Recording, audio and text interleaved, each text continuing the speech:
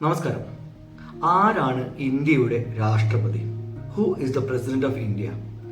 ഈ ചോദ്യത്തിന് ശരിയുത്തരം അറിയുന്ന ആളുകളാണ് നിങ്ങളെങ്കിൽ പോലും ഒരു പേര് വെറുതെ നിങ്ങളുടെ മനസ്സിലൂടെ മാഞ്ഞു പോയിട്ടുണ്ടാവും, ഒരു മുഖം നിങ്ങളുടെ മനസ്സിൽ പ്രത്യക്ഷപ്പെട്ടിട്ടുണ്ടാവും.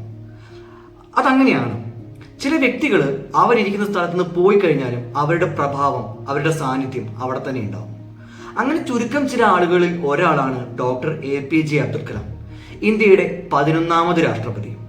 അതിനെ മറ്റൊരു രീതിയിൽ വിശദീകരിച്ചാൽ, ലോകത്ത് ഇത്രമാത്രം ശാസ്ത്രജ്ഞന്മാർക്കിടയിൽ നിന്ന് രാഷ്ട്രപതിയായി ഒരു രാജ്യത്തിന്റെ പ്രഥമ പൗരനായി മാറിയ ആദ്യത്തെ വ്യക്തി. രാമേശ്വരം എന്ന തമിഴ്നാടൻ ഗ്രാമത്തിൽ ജനിച്ചു വളർന്ന അദ്ദേഹം പിന്നീട് ഒരു രാജ്യം മുഴുവൻ സ്നേഹിക്കുന്ന ഒരു വ്യക്തിയായി മാറി. അദ്ദേഹത്തിന്റെ നേട്ടങ്ങൾ മറ്റുള്ളവർക്ക് പ്രചോദനങ്ങളായി മാറി. ഒടുവിൽ അദ്ദേഹത്തോട് ചോദിച്ചു, നിങ്ങളുടെ പ്രചോദനം ആരാണ് എന്ന് ചോദിച്ചപ്പോൾ തന്റെ ചെറുപ്പകാലത്തെ അധ്യാപകന്റെ പേരെടുത്ത് പറഞ്ഞു. എളിമ, സത്യസന്ധത, ആദർശധീരത, ഇതിനോടൊപ്പം അറിവിന് ഉപയോഗിക്കുന്ന രീതി, മുൻകൂട്ടിയുള്ള കാഴ്ചപ്പാടുകൾ, അങ്ങനെ ഒരു രാജ്യത്തെ പ്രഥമ പൗരന് വേണ്ട എല്ലാ യോഗ്യതയും തികഞ്ഞൊരു മനുഷ്യൻ. തന്റെ മുമ്പിൽ ഉള്ള കുട്ടികളോട് തികഞ്ഞ വാത്സല്യത്തോടുകൂടി പെരുമാറി തന്റെ അറിവുകളും അനുഭവങ്ങളും അവരിലേക്ക് തൻ്റെതായ തനത് ശൈലിയിലൂടെ പറഞ്ഞു കൊടുത്ത് അവരെ നാളത്തെ ഇന്ത്യക്ക് വേണ്ടി മോട്ടിവേറ്റ് ചെയ്യാൻ ഒരു പ്രത്യേക സിദ്ധി അല്ലെങ്കിൽ കഴിവ് ലഭിച്ച ഡോക്ടർ APJ അബ്ദുൽ കലാമിനെ കുറിച്ച് നമുക്കിന്ന് റൈറ്റ് ടോക്സിലൂടെ ചർച്ച ചെയ്യാം.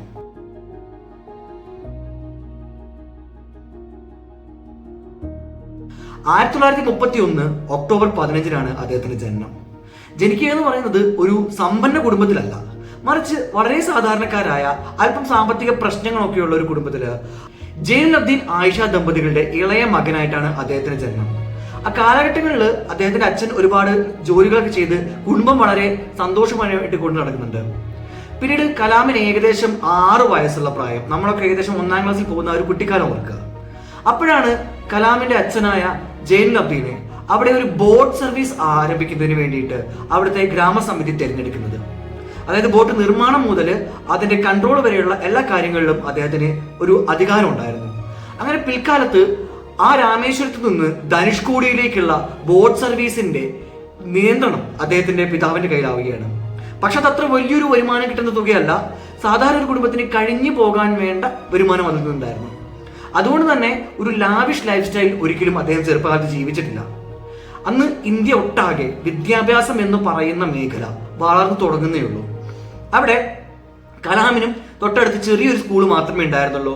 അവിടെയാണ് കലാം തന്റെ പ്രാഥമിക വിദ്യാഭ്യാസം പൂർത്തിയാക്കുന്നത്. ഈ പ്രാഥമിക വിദ്യാഭ്യാസ കാലത്തിൽ ഉണ്ടായ കുറച്ച് കാര്യങ്ങൾ അത് അദ്ദേഹത്തിന്റെ ജീവിതത്തെ മൊത്തമായിട്ട് മാറ്റിമറിക്കുന്നുണ്ട്. ഒന്ന്, തന്റെ ക്ലാസ്സിൽ ചെന്ന് പഠിക്കാനിരുന്നപ്പോൾ കിട്ടിയ ആത്മാർത്ഥ സുഹൃത്ത് അവിടുത്തെ ഒരു ഉന്നത ബ്രാഹ്മണ കുടുംബത്തിലെ അംഗമായിരുന്നു. പുതിയതായിട്ട് ക്ലാസ്സിലേക്ക് വന്ന അധ്യാപകൻ നോക്കുമ്പോൾ അവിടെ ഒരു മുസ്ലിം കുട്ടിയും ഹിന്ദു ബ്രാഹ്മണ കുടുംബത്തിൽപ്പെട്ട കുട്ടിയും കണ്ടാൽ തന്നെ തിരിച്ചറിയുന്ന തരത്തിലുള്ള പൂണൂലും തലയിലെ തൊപ്പിയും ഒക്കെ ധരിച്ചുകൊണ്ട് അടുത്തിരിക്കുന്നത് ആ അധ്യാപകന് ഒട്ടും ഇഷ്ടമായില്ല. അയാൾ ഉടനെ തന്നെ കലാമിന്റെയോ സുഹൃത്തിന്റെയോ വിഷമത്തിന് തെല്ല് വില പോലും കൽപ്പിക്കാതെ അവരോട് മാറിയിരിക്കാൻ പറയുകയാണ്. അതും കലാമിനോട് നീ ഇപ്പോൾ ഏറ്റവും പിറകിലെ വെച്ചിട്ടിരിക്കാൻ പറഞ്ഞു. ഈ വിഷയം 2 കുട്ടികളും വീട്ടിൽ അവതരിപ്പിച്ചപ്പോൾ പാരന്റ്സ് നല്ലപോലെ ദേഷ്യമായി. പക്ഷെ അതില് കലാമിന്റെ പിതാവിനേക്കാളും അധികാരമുണ്ടായത് ആ സുഹൃത്തിന്റെ പിതാവിനായിരുന്നു. അയാള് ആ അധ്യാപകനെ ആ വൈകുന്നേരം ഇരുട്ടുന്നതിന് മുമ്പ് തന്നെ തന്റെ വീട്ടിലേക്ക് വിളിച്ചിട്ട് പറഞ്ഞു, ഇവിടെ ഈ പരിപാടി പറ്റില്ല, കുട്ടികൾ അടുത്തിരുന്ന് തന്നെ പഠിക്കും, നിങ്ങൾക്ക് എന്തെങ്കിലും ചിന്തകൾ ഉണ്ടെങ്കിലും നിങ്ങളുടെ കയ്യിൽ വെച്ചോളൂ, നിങ്ങളുടെ മക്കളെ പഠിപ്പിച്ചോളൂ, എന്റെ മക്കളെയോ അവന്റെ സുഹൃത്തുക്കളെയോ നിങ്ങൾ ഇത്തരം കാര്യങ്ങൾ പഠിപ്പിക്കാനല്ല ഇവിടെ വന്നിട്ടുള്ളത്, നിങ്ങളുടെ വിഷയം പഠിപ്പിക്കുന്നതായിരിക്കും ഏറ്റവും മികച്ചത്. ഇനി ഇത് നിങ്ങൾക്ക് ബുദ്ധിമുട്ടാണെങ്കിൽ ഞാൻ നിങ്ങൾക്കൊരു മഹനീയമായ ചോയ്സ് തരാം, ഈ രാമേശ്വരത്തിന്റെ മണ്ണ് വിട്ട് പൊയ്ക്കോളൂ എന്നാണ്. അന്ന് ഇങ്ങനെ ലക്ഷക്കണക്കിന് സ്കൂളുകൾ ഇവിടെ ഇല്ല. അതുകൊണ്ട് തന്നെ അധ്യാപനത്തിന് വേണ്ടി ബിരുദം പാസ്സായ ഒരാൾക്ക് ഈ ഒരു ഓഫർ സ്വീകരിക്കുക എന്നത് മാത്രമാണ് ഒരു ഓപ്ഷൻ.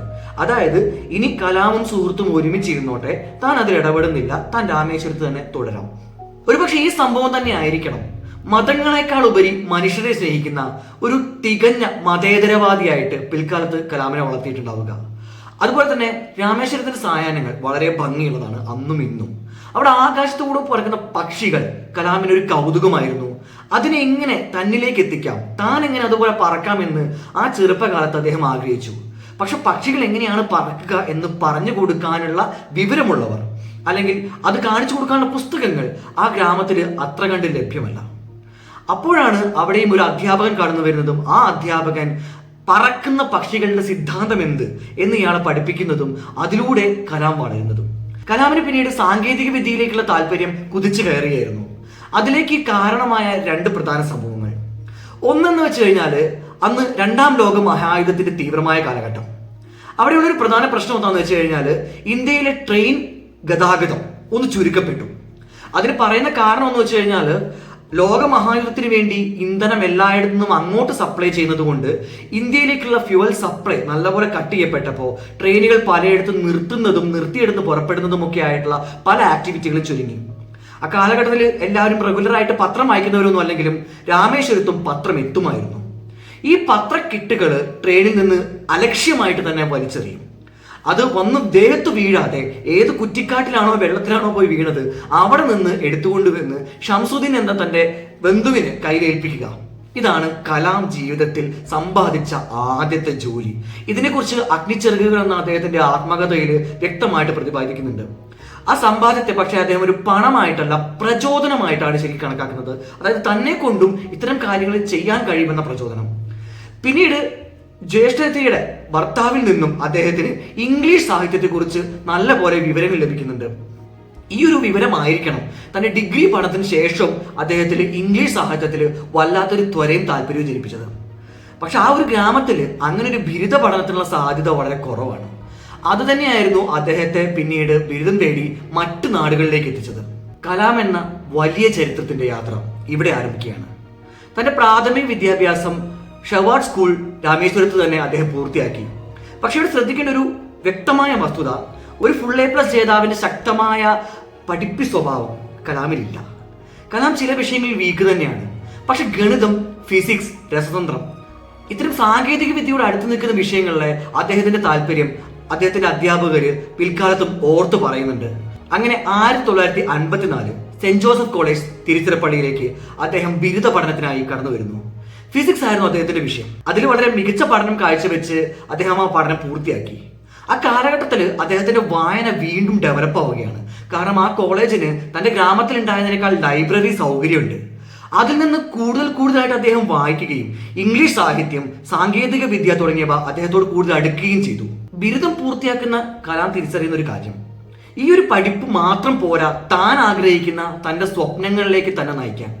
അങ്ങനെയാണ് 1955 അദ്ദേഹം മദ്രാസ് ഇൻസ്റ്റിറ്റ്യൂട്ട് ഓഫ് ടെക്നോളജിയിൽ എയറോസ്പേസ് എന്ന എഞ്ചിനീയറിംഗ് കോഴ്സ് തിരഞ്ഞെടുത്ത് ചെന്നെത്തുന്നത്. അതിന് സാമ്പത്തികവും അദ്ദേഹത്തെ ബുദ്ധിമുട്ടിക്കുന്നൊക്കെ ഉണ്ടായിരുന്നെങ്കിലും പഠനത്തിൽ ഒരു തരി പോലും അദ്ദേഹം പിന്നോട്ട് വെച്ചില്ല. ഈ കാലയളവിൽ അദ്ദേഹത്തിന്റെ സാങ്കേതിക വിദ്യയിലുള്ള പരമാവധി പ്രാവീണ്യം നേടിയെടുക്കുന്നതിൽ, വായന കൈവരിക്കുന്നതിൽ അദ്ദേഹം പ്രത്യേക ശ്രദ്ധ കേന്ദ്രീകരിച്ചു. പക്ഷേ ചെറിയൊരു ഡൈവേർഷൻ അവിടെ ഉണ്ടായിരുന്നു. തന്നെ എപ്പോഴും ഡിസ്ട്രാക്ട് ചെയ്യുന്ന രണ്ട് അംഗങ്ങൾ ആ കോളേജിലുണ്ടായിരുന്നു. പക്ഷേ ജീവനുള്ള അംഗങ്ങളല്ല, രണ്ട് വിമാനങ്ങൾ. ഇതിങ്ങനെ പോയി കാണുക, ഇതിന്റെ ഷേപ്പും സ്ട്രക്ചറും പഠിക്കുക, ഇതെങ്ങനെ പറന്നു വരുന്നു എന്നുള്ളത് തന്റെ മനസ്സിൽ ഇമാജിൻ ചെയ്യുക തുടങ്ങിയ കാര്യങ്ങളായിട്ട് തന്റെ പഠനത്തിനോടൊപ്പം തന്നെ സമയം ആ രണ്ട് വിമാനങ്ങളോടൊപ്പം കലാം ചെലവഴിച്ചതായിട്ട് മദ്രാസ് ഇൻസ്റ്റിറ്റ്യൂട്ട് ഓഫ് ടെക്നോളജിയിലെ അധ്യാപകരും പിന്നീട് ഓർത്തു പറയുന്നുണ്ട്. കലാം തന്റെ ആത്മകഥയിൽ ആ വിമാനങ്ങളെ കുറിച്ച് പറയുന്നുണ്ട്. ഒരുപക്ഷെ തന്നത്തെ തീവ്രമായ ഒബ്സർവേഷൻ ആയിരിക്കണം പിൻകാലത്ത് വയസ്സുള്ള പ്രായത്തിലും അദ്ദേഹത്തിനോട് അതിനെക്കുറിച്ച് ചോദിച്ചാൽ എന്തെങ്കിലുമൊക്കെ ഓർത്തു പറയാൻ ഉണ്ടാവുമായിരുന്നു. 1958 നിലവിലുള്ള പഠനം പൂർത്തിയാക്കിയിട്ട് ഹിന്ദുസ്ഥാൻ എയറോനോട്ടിക്സിലേക്ക് ട്രെയിനി ആയിട്ട് ജോയിൻ ചെയ്ത ഈ ഒരു കാലഘട്ടമാണ് കലാം എന്ന ഞാൻ നേരത്തെ പറഞ്ഞ ആ മഹനീയ ചരിത്രത്തിന്റെ കുതിപ്പിന് വല്ലാത്തൊരു വേഗത കൂട്ടുന്നത്. അവിടെ വെച്ച് ട്രെയിനീസിൽ നിന്ന് കുറച്ചു പേരെ പറക്കാൻ വേണ്ടി തിരഞ്ഞെടുക്കാൻ തീരുമാനിക്കപ്പെടുന്നു. ഇതിനായിട്ടുള്ള പരീക്ഷ, അതിനുശേഷമുള്ള അഭിമുഖം അഥവാ ഇന്റർവ്യൂ, ഇത് കലാം തന്നാൽ കഴിയുന്ന വിധം നല്ല രീതിയിൽ അവതരിപ്പിച്ചു. പക്ഷെ റിസൾട്ട് ചെന്ന് നോക്കിയ കലാം അറിയുന്നത് 8 പേരെ തിരഞ്ഞെടുത്ത ആ പരീക്ഷയിലും ആ അഭിമുഖത്തിലും തന്റെ റാങ്ക് 9ാമത്താണെന്ന്. ഏതെങ്കിലുമൊക്കെ രാജ്യത്തിന്റെ ഫുട്ബോൾ ടീം അതിൽ തോൽക്കുമ്പോൾ കടലിൽ ചാടുന്നവർ, അല്ലെങ്കിൽ ചെറിയ ചെറിയ പരീക്ഷകളൊക്കെ പരാജയപ്പെടുമ്പോഴേക്കും കയറിൽ തൂങ്ങുന്നവർ, മൊബൈൽ ഫോൺ തന്നില്ല, വാങ്ങി തന്നില്ല, TV കാണാൻ സമ്മതിച്ചില്ല എന്ന് പറഞ്ഞ് ജീവൻ പിടിയുന്നവർ, അവർക്കൊക്കെ ഒരു പാഠമായിരിക്കണം കലാം. കാരണം അവരൊന്നും ഇപ്പോൾ ഇല്ലെങ്കിലും അങ്ങനെ ചെയ്യാൻ ടെൻഡൻസികൾ ആരെങ്കിലും ഉണ്ടെങ്കിൽ അറിഞ്ഞിരിക്കുക, കലാം ഇവിടെയും ക്വിറ്റ് ചെയ്തിട്ടില്ല. അടുത്ത ചിറകുകൾ തേടി ആ അഗ്നിച്ചിറകുകൾ വീണ്ടും പറക്കുകയായിരുന്നു. അല്ലാതെ ജീവിതം അവസാനിപ്പിച്ച് ആ ചരിത്രം അവിടെ അവസാനിപ്പിക്കുകയല്ല ചെയ്തിട്ടുള്ളത്. ഇതിലേറെ ജീവിച്ചുകൊണ്ട് മോട്ടിവേഷൻ തരാൻ എനിക്ക് തോന്നുന്നില്ല ഇന്ത്യയിൽ ജീവിച്ച മറ്റൊരു സയന്റിസ്റ്റിനും ഒരു അനുഭവം ഉണ്ടാവും എന്നുള്ളത്. 1960 പഠനങ്ങളൊക്കെ പൂർത്തിയാക്കി ജോലി തേടിയ അദ്ദേഹത്തിന് directorate of technical development and production എന്ന സ്ഥാപനത്തിൽ ശാസ്ത്രജ്ഞനായിട്ട് ജോലിക്ക് ചേരാൻ സാധിച്ചു. ഇവിടെ അദ്ദേഹത്തെ തേടിയിട്ട് 2 ബൃഹത് മിഷനുകളാണ് മുന്നിലേക്ക് വരുന്നത്. ഇതിൽ രണ്ടാമത്തെ മിഷനാണ് കലാമിന്റെ ജീവിതത്തിലെ വലിയൊരു ടേൺ ഓവറായി മാറുന്നത്. കാരണം ആദ്യത്തെ മിഷനിൽ അദ്ദേഹം തന്നെ ഒരുപാട് സാറ്റിസ്ഫൈ ആയിരുന്നതായിട്ട് അദ്ദേഹത്തിന്റെ തന്നെ കഥകളിൽ രേഖപ്പെടുത്തിയിട്ടില്ല.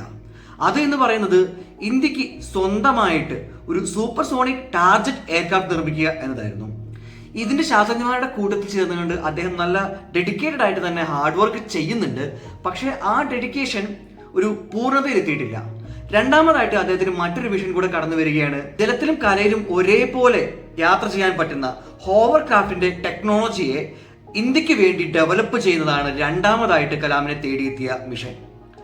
ഈ മിഷനിൽ ചെറിയൊരു പ്രശ്നമുള്ളത് കലാമിന്റെ സ്ട്രെസ് ഒരല്പം വർദ്ധിക്കുന്നുണ്ട്. കാരണം ചില ദിവസങ്ങളിൽ അദ്ദേഹത്തിന് 18 മണിക്കൂർ വരെ ഈ ഒരു ജോലിയുടെ ഭാഗമായിട്ട് തുടരെ വർക്ക് ചെയ്യേണ്ടി വരുന്നുണ്ട്. അത് അദ്ദേഹത്തെ മാനസികമായിട്ടും ശാരീരികമായിട്ടും ഒക്കെ ക്ഷീണിപ്പിക്കുന്നുണ്ടെങ്കിലും അടുത്ത ദിവസം കിട്ടുന്ന സമയം ഉറങ്ങി എഴുന്നേറ്റ് വീണ്ടും പഠനം നടത്തി പറ്റിയ തെറ്റുകളൊക്കെ തിരുത്തിക്കൊണ്ട് ആ മിഷൻ അദ്ദേഹം ഏകദേശം പൂർത്തിയിലേക്ക് എത്തിക്കുന്നുണ്ട്. ഈ മിഷൻ വളരെ സക്സസ്ഫുൾ ആയിട്ട് പൂർത്തീകരിച്ച് ഇതിൽ ഒരുപാട് അന്നത്തെ സെലിബ്രിറ്റീസ് ആയിട്ടുള്ള ആളുകൾ യാത്ര ചെയ്തിട്ടുണ്ട്. അന്നത്തെ പ്രതിരോധ മന്ത്രി VK കൃഷ്ണമേനോൻ ഉൾപ്പെടെ. അദ്ദേഹം ആ യാത്രയ്ക്കായിട്ട് വന്നപ്പോൾ തന്നെ ഒരു നിർബന്ധമുണ്ടായിരുന്നു, താൻ സഞ്ചരിക്കുന്ന ഹോവർക്രാഫ്റ്റ് അത് കലാം തന്നെ ഫ്ലൈ ചെയ്യണമെന്ന്. നന്ദി എന്ന് പേരിട്ട് ആ ഓവർക്രാഫ്റ്റ് കലാം ഫ്ലൈ ചെയ്യുന്നുണ്ട്, സക്സസ്ഫുൾ ആയിട്ട് തിരിച്ചു വരുന്നുണ്ട്. പക്ഷേ ഇവിടെ വീണ്ടും കലാമിന് ചില നഷ്ടങ്ങൾ സംഭവിക്കുകയാണ്. കുറച്ച് സ്റ്റേജുകൾക്ക് ശേഷം സാമ്പത്തിക പ്രശ്നം കൊണ്ട്, ഒരിക്കലും ടെക്നിക്കലി ഉള്ള മിസ്റ്റേക്കുകൾ കൊണ്ടല്ല, സാമ്പത്തിക പരാധീനത കൊണ്ട് നമുക്ക് ഈ മിഷൻ ഡ്രോപ്പ് ചെയ്യേണ്ടി വരുന്നുണ്ട് ഇന്ത്യ എന്ന രാജ്യത്തിന്. അത് കലാമിന്റെ പ്രവർത്തന മണ്ഡലത്തെയും ബാധിക്കുന്നുണ്ട്. പക്ഷെ ഈ മിഷൻ നടന്നുകൊണ്ടിരിക്കെ ഒരു ദിവസം പ്രൊഫസർ MGK മേനോൻ, അന്നത്തെ ടാറ്റ ഇൻസ്റ്റിറ്റ്യൂട്ട് ഓഫ് ഫണ്ടമെന്റൽ റിസർച്ചിന്റെ ഹെഡായിരുന്ന അദ്ദേഹം കലാമിനെ സന്ദർശിക്കുകയാണ്. ആദ്യമൊന്നും സ്വയം പരിചയപ്പെടുത്തുന്നില്ല. പക്ഷേ ഈ ഹോവർക്രാഫ്റ്റിൽ അഥവാ നന്ദിയിൽ യാത്ര ചെയ്യണമെന്ന് ആവശ്യപ്പെട്ടു. ആ യാത്ര പൂർത്തീകരിച്ച് വരുന്നതിനിടയിൽ തന്നെ അവർ നല്ല സുഹൃത്തുക്കളായി മാറി. അതിൽ നിന്ന് MGK മേനോൻ മനസ്സിലാക്കിയ ഒരു കാര്യം, തന്റെ കൂടെ യാത്ര ചെയ്യുന്ന വ്യക്തി ഒരു സാധാരണ മനുഷ്യനല്ല. അയാൾക്ക് നല്ല നോളജും അത് പ്രസന്റ് ചെയ്യാനുള്ള കഴിവും അതിനെക്കുറിച്ചുള്ള ഫ്യൂച്ചറിസ്റ്റിക് ആയിട്ടുള്ള ചിന്തകളും ഉണ്ട് എന്നുള്ളത്. ഇത് തന്നെയായിരുന്നു MGK മേനോൻ അദ്ദേഹത്തിന്റെ ജീവിതത്തിൽ ഒരു വഴിത്തിരിവായിട്ട് മാറാനുള്ള കാരണം MGK മേനോൻ അദ്ദേഹത്തിന് നൽകിയ ഒരു ക്ഷണക്കത്ത് അത് അത്രമാത്രം വലുതായിരുന്നു. ഇന്നത്തെ ISROയുടെ അന്നത്തെ രൂപമായിരുന്ന ഇൻകോസ്പർ അതിന്റെ ഒരു പുതിയ റിസർച്ച് വിങ് ആരംഭിക്കുന്നു. അതിലേക്ക് വന്ന എഞ്ചിനീയർമാരെ തിരഞ്ഞെടുക്കുന്നതിൽ വിക്രം സാരാഭായോടൊപ്പം MGK മേനോനും ഉണ്ടായിരുന്നു. അവർ രണ്ടുപേരും കലാമിനെ ഇൻകോസ്പാറിലെ സയന്റിസ്റ്റ് ആയിട്ട് തിരഞ്ഞെടുക്കപ്പെടുകയാണ്. അങ്ങനെ കലാമിന്റെ ശാസ്ത്രജ്ഞൻ എന്ന ജീവിതം ഒന്നുകൂടെ മൂടിപിടിക്കപ്പെടുകയാണ്. ഇവിടെ വഴിത്തിരിവുകളുടെ ഒരു നീണ്ട നിര തന്നെ ഇനി വന്ന് ചേരുകയാണ്. അവിടെ നമ്മൾ അറിഞ്ഞിരിക്കേണ്ട ഒരു കാര്യം, വിക്രം സാരാഭായ് എന്ന് പറഞ്ഞ മനുഷ്യന്റെ ചുമലിലേക്ക് വലിയ ഉത്തരവാദിത്തങ്ങൾ വിട്ടുകൊടുത്തത് നമ്മുടെ ആണവ മേഖലയുടെ സ്ഥാപകനായ ഹോമി ജെ ബാബയാണ്.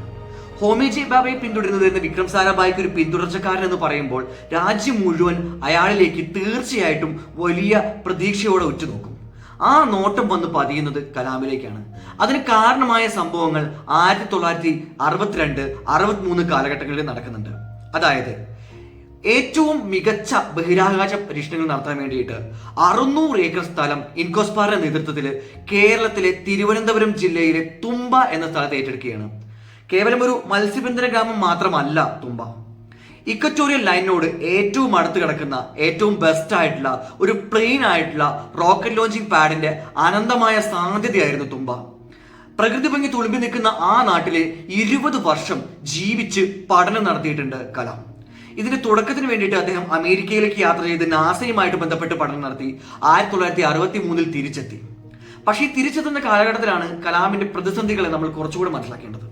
ഇന്നത്തെ കാണുന്ന തുമ്പയുടെ അത്ര വിപുലമായ ശാസ്ത്ര സാങ്കേതിക വിദ്യയോ കെട്ടിടങ്ങളോ യന്ത്രങ്ങളോ അവിടെ ഇല്ല. മേരി മഗ്ദലിയൻ ചർച്ചിന്റെ മുറ്റം, അവിടെയാണ് റോക്കറ്റ് സൂക്ഷിക്കേണ്ടത്. അകത്തെ 2 മുറികളിലായിട്ടാണ് പരീക്ഷണശാലയും ഓഫീസും. നമുക്കൊക്കെ ചിന്തിക്കാൻ പറ്റുന്നതിൽ അപ്പുറം ഒരു ദാരിദ്ര്യം ഇവിടെ ഫീൽ ചെയ്യുന്നുണ്ടാവും. കാരണം രാജ്യത്തെ ഏറ്റവും വലിയ സ്പേസ് ഏജൻസിക്ക് ഒരു ഓഫീസും ഒരു യാർഡും ഇല്ല എന്ന് ചോദിക്കുമ്പോൾ ഓർക്കണം, ബ്രിട്ടീഷ് ഭരണത്തിന്റെ കീഴിൽ നല്ല രീതിയിൽ കൊള്ളയടിക്കപ്പെട്ട രാജ്യമായിരുന്നു ഇന്ത്യ. അതിന്റെ സാമ്പത്തിക പരാധീനത ഒരു വശത്ത്. 2, ആ പരാധീനത പിന്നിട്ടിട്ട് 1963 എന്ന് പറയുമ്പോൾ ഇവിടെ നിന്ന് പോർച്ചുഗീസ് സൈന്യമൊക്കെ ഇപ്പോഴും പോകുന്നേ ഉള്ളൂ. അതായത് ലൂട്ടിങ് അവസാനിച്ചിട്ടില്ല. അതുപോലെ തന്നെ ഇന്ത്യയിൽ അത്രമാത്രം ടെക്നിക്കലി ക്വാളിഫൈഡ് ആയിട്ടുള്ള യൂണിവേഴ്സിറ്റികളിൽ നിന്ന് പാസ്സായി വന്ന ബിരുദധാരികളും ചെറുപ്പക്കാരും അവൈലബിൾ അല്ല. സാങ്കേതിക വിദ്യ എന്ന് പറയാൻ സത്യം പറഞ്ഞു കഴിഞ്ഞാൽ മതിയായ ക്രെയിൻ സംവിധാനം പോലും ഇല്ല.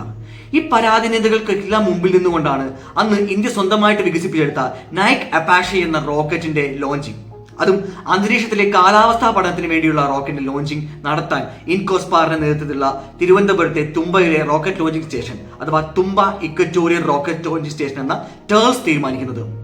ഇതിന്റെ സാങ്കേതിക വിദ്യയൊക്കെ ഏകദേശം റെഡിയാക്കി റോക്കറ്റ് ലോഞ്ചിങ്ങിനോട് അടുത്ത ദിവസം നടന്ന കാര്യങ്ങൾ ഏതാണ്ട് മലയാളത്തിലെ ചില സിനിമകളുടെ രംഗങ്ങളുടെ തട്ടിക്കൂട്ട് പോലെയൊക്കെ നമുക്ക് ഫീൽ ചെയ്യും. അതായത് റോക്കറ്റ് തയ്യാറായി നിൽക്കുന്നത് ഒരു പള്ളിമുറ്റത്ത്, കാണാൻ വന്നുകൂടിയിരുന്ന കുറെ ജനങ്ങൾ, അവരുടെ മുമ്പിൽ ഈ ശാസ്ത്രജ്ഞന്മാരെയൊക്കെ നാണം കെടുത്തിക്കൊണ്ട് ആകെ കൂടി ഉണ്ടായിരുന്ന ഒരു ക്രെയിൻ ഫെയിൽ ആവുന്നു. അതിന്റെ ഭാഗങ്ങൾ സൈക്കിളിലും ഒരു ഉണ്ടായിരുന്ന അന്നത്തെ വില്ലീസ് മഹീന്ദ്ര ജീപ്പിന്റെ പിന്നിലുമൊക്കെ കയറ്റിയിട്ട് കൊണ്ടുപോകുന്ന അവസ്ഥ. ആളുകളൊക്കെ പറയണം ഇതൊന്നും നടക്കാൻ പോകുന്നില്ല എന്ന് പറയുന്നുള്ള ചുറ്റും നിന്നുമുള്ള ഡീമോട്ടിവേഷൻ. അന്നത്തെ ശാസ്ത്രജ്ഞന്മാർ ഈ ഭാരം ചുമന്ന് വേർത്തിട്ടുണ്ട്. എന്ന് വെച്ചാൽ അവർ ഓഫീസിൽ നിന്ന് കൺട്രോൾ ചെയ്യൽ മാത്രമല്ല, താഴെത്തട്ടിലിറങ്ങി പണിയെടുക്കുകയും പണിക്ക് ആളെ വിളിക്കേണ്ടി വരെ ചെയ്തതായിട്ട് രേഖപ്പെടുത്തിയിട്ടുണ്ട്. ഇത് ഒരു തമാശ കഥയല്ല, ഇന്ത്യയുടെ ഏറ്റവും അന്നത്തെ ഗൗരവമേറിയ ആകാശ ദൗത്യത്തിന്റെ ആരംഭമാണ്. പക്ഷേ ഈ മിഷൻ വിജയിച്ചു. അന്തരീക്ഷത്തിലേക്ക് അന്ന് കടത്തിവിട്ട ആ സാറ്റലൈറ്റിൽ നിന്ന് നമുക്ക് മതിയായ വിവരങ്ങൾ കിട്ടി. ഇത് ചില്ലറയല്ല കലാം ഉൾപ്പെടെയുള്ള സയന്റിസ്റ്റുകൾക്ക് നൽകിയ കോൺഫിഡൻസ്. അതുകൊണ്ട് തന്നെ പിന്നീട് 2 ബൃഹത്തായ ദൗത്യങ്ങൾക്കും ഇൻകോസ്പാറിന്റെ കീഴിലുള്ള ടേൾസിന് സാധിക്കുന്നുണ്ട്. ഈ 2 മിഷനുകളുടെ സക്സസ് കലാമിന്റെ ജീവിതത്തിലെ കോൺഫിഡൻസ് ഉയർത്തുകയും പേരുയർത്തുകയും ചെയ്യുന്നുണ്ട്. ഈ പേരുയർത്തുക തന്നെയാവണം വിക്രം സാരാഭായില്, കലാമിലും അദ്ദേഹത്തിന്റെ സുഹൃത്തായിരുന്ന സയന്റിസ്റ്റ് നാരായണനിലും ഉണ്ടായിരുന്ന പ്രതീക്ഷ 10 മടങ്ങ് വർദ്ധിപ്പിച്ചതും 1967 ഒരു ദിവസം പെട്ടെന്ന് ഡൽഹിയിലേക്ക് എത്താൻ പറഞ്ഞുകൊണ്ട് ഇരുവർക്കും ക്ഷണം കിട്ടുന്നതും. വിക്രം സാരാഭായിയുടെ നേച്ചർ എന്ന് വെച്ച് കഴിഞ്ഞാൽ എത്ര പെട്ടെന്ന് ഒരു മിഷൻ ചർച്ച ചെയ്ത് തീരുമാനിക്കാൻ പറ്റുമോ അത് അത്രയും പെട്ടെന്നാക്കണം അദ്ദേഹത്തിന്. അതുകൊണ്ട് തന്നെ അവരുടെ ഡിസ്കഷൻ നടക്കുന്നത് ഡൽഹിയിലെ അശോക ഹോട്ടലിൽ പുലർച്ചെ 5 മണിക്കാണ്. നമ്മളൊക്കെ ഉറങ്ങി എഴുന്നേൽക്കുക പോലും ചെയ്തിട്ടില്ലാത്ത ആ സമയത്ത് നടന്ന ചർച്ചയിലെ പ്രധാന തീരുമാനം ഇന്ത്യക്ക് വേണ്ടി, ഇന്ത്യയുടെ ഡിഫൻസ് വിങ്ങിലെ വിമാനങ്ങൾക്ക് വേണ്ടി ഒരു പുതിയ സാങ്കേതിക വിദ്യ. അന്ന് ഡിഫൻസ് വിമാനങ്ങൾക്ക് പറന്നുയരാൻ ചുരുങ്ങിയത് 2 കിലോമീറ്റർ റൺവേ വേണം. പക്ഷേ മലമടക്കുകളിൽ, കുന്നിൻ ചെരുവുകളിലൊക്കെ 2 കിലോമീറ്റർ റൺവേ തീർത്തും അസാധ്യമാണ്. റാറ്റോ സംവിധാനമുള്ള വിമാനങ്ങളാണെങ്കിൽ അവയ്ക്ക് 1 മുതൽ 1.3 കിലോമീറ്ററുകൾക്കുള്ളിൽ പറന്നുയരാമെന്ന് റഷ്യ തെളിയിച്ചിട്ടുണ്ട്. റഷ്യയുടെ കയ്യിൽ നിന്ന് ഇതിനാവശ്യമായ യന്ത്രങ്ങൾ എത്തിക്കാനുള്ള നീക്കങ്ങൾ നടക്കുന്നുണ്ട്. പക്ഷെ നിങ്ങൾക്കുള്ള കാലാവധി 18 മാസമാണ്. ഇതിനുള്ളിൽ പൂർത്തീകരിക്കാമോ എന്ന് വിക്രം സാരാഭായ് ചോദിച്ചവസാനിക്കുമ്പോൾ തന്നെ യെസ് എന്ന മറുപടി നാരായണനും കലാമും പറഞ്ഞു കഴിഞ്ഞു. ഇത് മൂവരിലും കോൺഫിഡൻസ് മൾട്ടിപ്ലൈ ചെയ്തു. ഈ ചർച്ചയിലൂടെയുള്ള മാറ്റങ്ങൾക്കൊടുവിൽ 1969 കലാം നമ്മുടെ ഇസ്രോയിലേക്ക് ജോയിൻ ചെയ്യപ്പെടുകയാണ്. അതും ഭാരിച്ച ശാസ്ത്ര ഉത്തരവാദിത്തങ്ങളുള്ള ഒരു സയന്റിസ്റ്റ് ആയിട്ട്. അങ്ങനെ ഇന്ത്യയിൽ പൂർണ്ണമായി വികസിപ്പിച്ചെടുത്ത ആദ്യത്തെ റോക്കറ്റിന്റെ നിർമ്മാണം മുതൽ ലോഞ്ചിങ് വരെ വലിയ ഉത്തരവാദിത്തങ്ങളിലൂടെ കടന്നു പോവുകയാണ് അബ്ദുൽ കലാമും സംഘവും. അങ്ങനെ SLV-3 എന്ന റോക്കറ്റ് ലോഞ്ചിങ്ങിന് തയ്യാറായി കഴിഞ്ഞു. ശ്രീഹരിക്കോട്ടയിൽ നിന്ന് വിക്ഷേപണം തുടങ്ങി കൃത്യം 317 സെക്കൻഡുകൾക്ക് ശേഷം നമ്മുടെ സാമ്പത്തിക നഷ്ടം വരുത്തിക്കൊണ്ട്, പ്രതീക്ഷകളെ തകർത്തടിക്കൊണ്ട് ആ റോക്കറ്റ് കടലിൽ പതിച്ചു. തെല്ലൊന്നുമല്ല കലാമിന്റെ ആത്മവിശ്വാസത്തെ ഇത് ബാധിച്ചത്. അതുകൊണ്ട് തന്നെ ഈ ഉത്തരവാദിത്വം പൂർണ്ണമായിട്ട് ഏറ്റെടുത്തുകൊണ്ട് കലാം ഇസ്രോയിൽ നിന്ന് രാജിവെക്കാൻ വരെ തയ്യാറായി. പക്ഷെ അന്നത്തെ അതിന്റെ അധികാരികൾ ആരും തന്നെ കലാമിനെ അതിന് അനുവദിക്കുന്നില്ല. കാരണമുണ്ട്, കലാം പോയാൽ മറ്റൊരു കോൺഫിഡന്റ് മുഖം അവർക്കില്ല. അന്ന് വിക്രം സാരാഭായ് സ്പേസ് സ്റ്റേഷന്റെ ഡയറക്ടർ ഡോക്ടർ ബ്രഹ്മപ്രകാശ് കലാമിനെ വീണ്ടും പിടിച്ചു നിർത്തുകയും തൽഫലമായി 1980 ജൂലൈ 17 രോഹിണി എന്ന റോക്കറ്റ് പൂർണ്ണ വിജയമായിട്ട് ആകാശത്തേക്ക് കുതിച്ചുവരികയും ചെയ്യുന്നുണ്ട്. പിന്നീട് അദ്ദേഹം ബ്രഹ്മോസ് മിസൈലുകളുടെ ഡെവലപ്മെന്റ് രംഗത്ത്, അതുപോലെ ഇന്ത്യയുടെ ആണവ പരീക്ഷണ രംഗത്ത് എല്ലാം തന്നാൽ കഴിയുന്ന ഏറ്റവും മികച്ച സംഭാവന നൽകിയിട്ടുണ്ട്. നമ്മളൊക്കെ ലോകത്തെ തന്നെ ഞെട്ടിച്ച പൊക്രാൻ ആണവായുധ പരീക്ഷണത്തിലും അദ്ദേഹത്തിന്റെ പങ്കുണ്ടായിരുന്നു എന്ന് അദ്ദേഹത്തിന് കൂടി ഉണ്ടായിരുന്നവർ വിശദീകരിച്ചിട്ടുണ്ട്. അങ്ങനെ കലാം ഉയരുകയാണ്. ഈ സംഭവങ്ങളൊക്കെ അദ്ദേഹത്തിനെ ലോക പ്രശസ്തനാക്കുകയാണ്. പിന്നീട് ക്ഷണം കിട്ടിയ അതിഥിയായിട്ട് നാസയിലേക്ക് അദ്ദേഹം പോകുന്നുണ്ട്. പിന്നീട് ഇന്ത്യയുടെ സ്വന്തമായിട്ടുള്ള ആദ്യത്തെ മിസൈൽ അഥവാ ദീർഘദൂര മിസൈൽ സംവിധാനത്തിൽ അദ്ദേഹം ഗൗരവമായ കോൺട്രിബ്യൂഷൻ നൽകുന്നുണ്ട്. PSLV നിർമ്മാണത്തിലും അദ്ദേഹത്തിന്റെ പങ്ക് ചെറുതല്ല. ആദ്യഘട്ടത്തിൽ സർഫസ് ടു സർഫസ് മിസൈൽ എന്ന് പേരിട്ടിരുന്ന, പിന്നീട് പൃഥ്വി എന്ന് പേര് മാറ്റിയ റോക്കറ്റ് ഉൾപ്പെടെ അദ്ദേഹത്തിന്റെ സംഭാവനകളാണ്.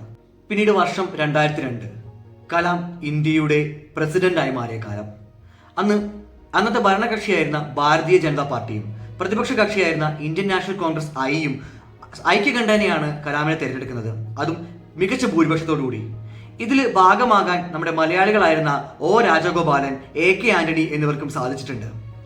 മലയാളികളോട് പ്രത്യേക സ്നേഹം അദ്ദേഹത്തിന് പല കാരണങ്ങളും ഉണ്ടായിരുന്നു. കാരണം ഇവിടുത്തെ കാലാവസ്ഥ, ഈ നാടൊക്കെ അദ്ദേഹത്തിന് വളരെ പ്രിയങ്കരമായിരുന്നു.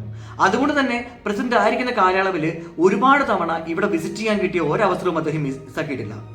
കുട്ടികളോട് സംവദിക്കുക, ശാസ്ത്രത്തെക്കുറിച്ച് സംസാരിക്കുക, 2020 ഇന്ത്യ എങ്ങനെ ഉണ്ടായിരിക്കണം എന്നുള്ള വിഭാവനം ചെയ്യുക തുടങ്ങിയ ഫ്യൂച്ചറിസ്റ്റിക് ആയിട്ടുള്ള ഭാവി ഇന്ത്യയെ സൃഷ്ടിക്കുന്ന കാര്യങ്ങൾ തന്നെയാണ് അന്നും അദ്ദേഹം ഏറ്റവും ശ്രദ്ധ കൊടുത്തിരുന്നത്. പക്ഷെ ഒരു എടുത്തു പറയേണ്ട പ്രത്യേകത, അദ്ദേഹം രാഷ്ട്രപതി ഭവനിൽ ജീവിച്ചിരുന്ന കാലഘട്ടത്തിൽ തൻ്റെ ഒഴിവ് സമയങ്ങൾ അഥവാ അനൗദ്യോഗികമായിട്ട് തനിക്ക് മാത്രമായിട്ട് കിട്ടുന്ന സമയങ്ങളിൽ ഒരു നീല ഫുൾ കൈ ഷർട്ടിന്റെ കൈ മുഴുവൻ അഴിച്ചിട്ടിട്ട് അതിന് മേലേക്ക് മുണ്ട് പൂർണ്ണമായിട്ട് എടുത്തിട്ട് ഷർട്ടിനെ കവർ ചെയ്ത് കൊടുത്തിട്ട് സിമ്പിൾ മനുഷ്യനായിരുന്നിട്ട് തറയിലിരുന്ന് സാധാ ഭക്ഷണം കഴിക്കാൻ വളരെയധികം ഇഷ്ടപ്പെട്ടിരുന്നു. അതായത് തൻ്റെ ഗാഡികളെയൊക്കെ വളരെ അകറ്റി നിർത്തിയിട്ട് ഉള്ളൊരു ജീവിതം.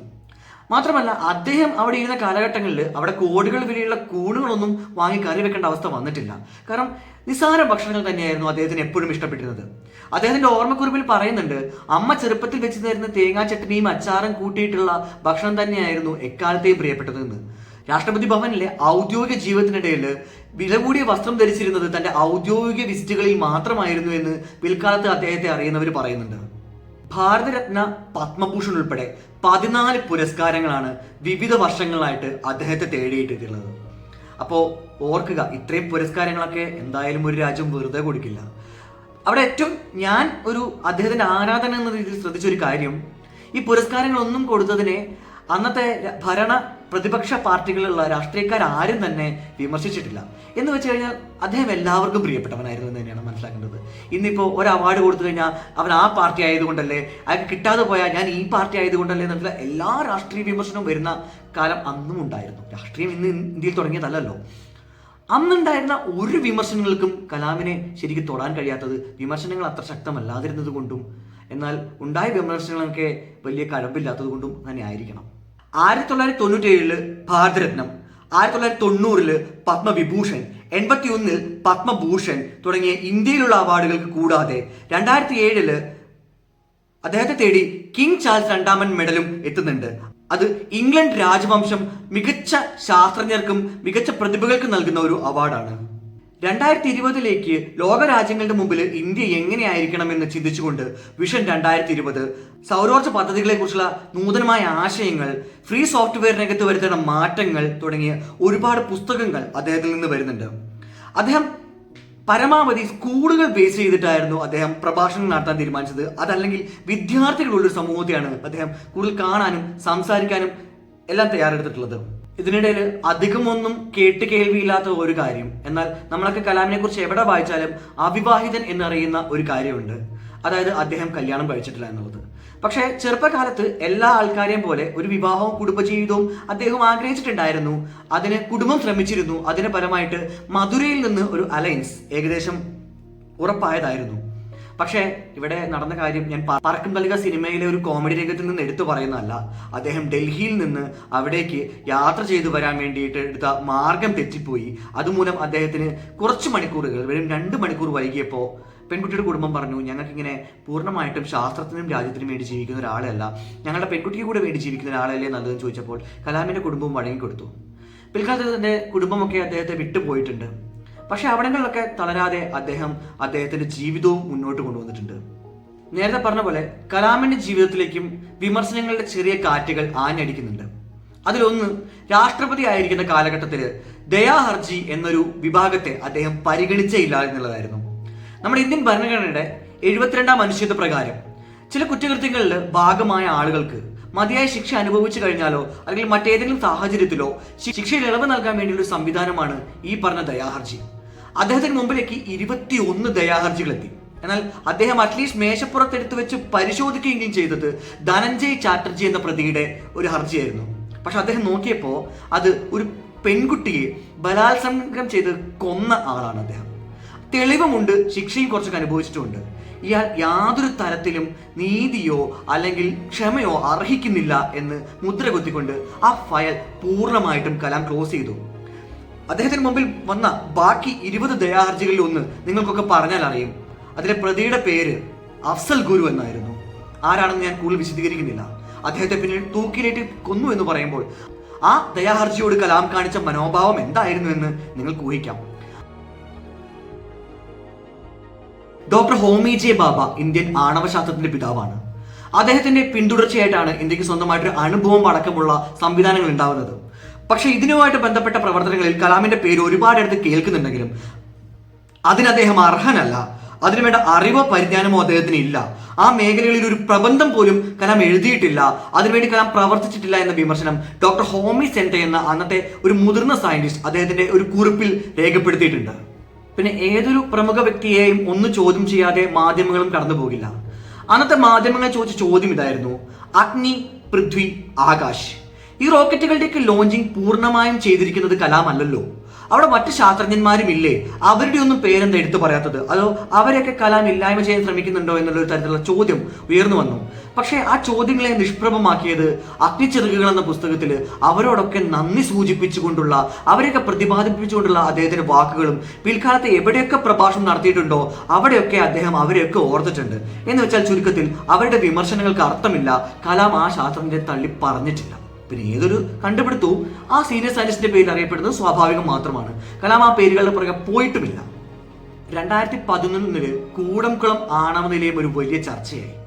സ്വാഭാവികമായിട്ടും ചോദ്യം കലാമിലേക്കും എത്തി. പക്ഷേ കലാം പറഞ്ഞത് അതൊരു നല്ല ഓപ്ഷൻ അല്ല, സുരക്ഷാ വീഴ്ചകൾക്ക് ഒരുപാട് സാധ്യതയുണ്ട്, ജനവാസ മേഖലയിൽ നിന്ന് ഒരുപാട് ദൂരെയല്ല തുടങ്ങിയ ഒരുപാട് കാര്യങ്ങൾ പോയിന്റ് ചെയ്തപ്പോൾ അദ്ദേഹത്തെ വിമർശിച്ചു. പക്ഷെ അതിന് കൃത്യമായി അദ്ദേഹം മറുപടി കൊടുത്തിട്ടുണ്ട്. ഞാനൊരു പ്രതിപക്ഷമായിട്ടല്ല സംസാരിക്കുന്നത്, അല്ലെങ്കിൽ ഭരണപക്ഷമായിട്ടുമല്ല സംസാരിക്കുന്നത്, ഞാൻ ജനസുരക്ഷ മുൻനിർത്തി എൻ്റെ അറിവിനെ മുൻനിർത്തിയാണ് സംസാരിക്കുന്നതെന്ന് മറുപടി അദ്ദേഹം വളരെ വ്യക്തമായിട്ട് കൊടുത്തിട്ടുണ്ട്. ഇതിൽ കലാമിനെ കുറിച്ച് ഞാൻ സംസാരിക്കുമ്പോൾ എനിക്കുമുണ്ട് വ്യക്തിപരമായിട്ട് അദ്ദേഹത്തോടുള്ള ഓർമ്മകൾ. 2010 കേരളത്തിൽ ആദ്യമായിട്ട് ഒരു ജില്ല സ്വന്തമായിട്ട് ഒരു എഡ്യൂക്കേഷണൽ പോർട്ട് സ്ഥാപിച്ചത് ഞങ്ങളുടെ വയനാടായിരുന്നു. അത് ഉദ്ഘാടനം ചെയ്യാൻ വേണ്ടി 6 മണിക്ക് എത്തേണ്ടിയിരുന്ന കലാം സാർ എത്തിയത് രാത്രി 12 മണിക്ക് ശേഷമാണ്. കാലാവസ്ഥയെ തുടർന്ന് വിമാനം സ്റ്റാർട്ട് ചെയ്യാനുണ്ടായ പ്രശ്നങ്ങളിലാണ് അദ്ദേഹം വൈകിപ്പോയത് എന്നുള്ളത് ഒരു കഥ പറയുന്നത് പോലെ ഞങ്ങളെ പറഞ്ഞ് ബോധ്യപ്പെടുത്തി അദ്ദേഹം അനുഭവങ്ങൾ വിശദീകരിച്ചു. അന്ന് ചോദ്യം ചോദിക്കാൻ സെലക്ട് ചെയ്യപ്പെട്ടവരിൽ ഞാൻ ഉണ്ടായിരുന്നെങ്കിലും സമയപരിമിതി കൊണ്ട് ഞങ്ങളുടെയൊക്കെ ചോദ്യം ക്യാൻസൽ ചെയ്യപ്പെട്ടു. ആ ദുഃഖത്തിലിരിക്കുമ്പോഴാണ് അദ്ദേഹം ഒരു സ്പീച്ചിലെ വാക്കുകൾ പറഞ്ഞത്. അത് ഞാൻ ഇവിടെ സൂചിപ്പിക്കുന്നുണ്ട്.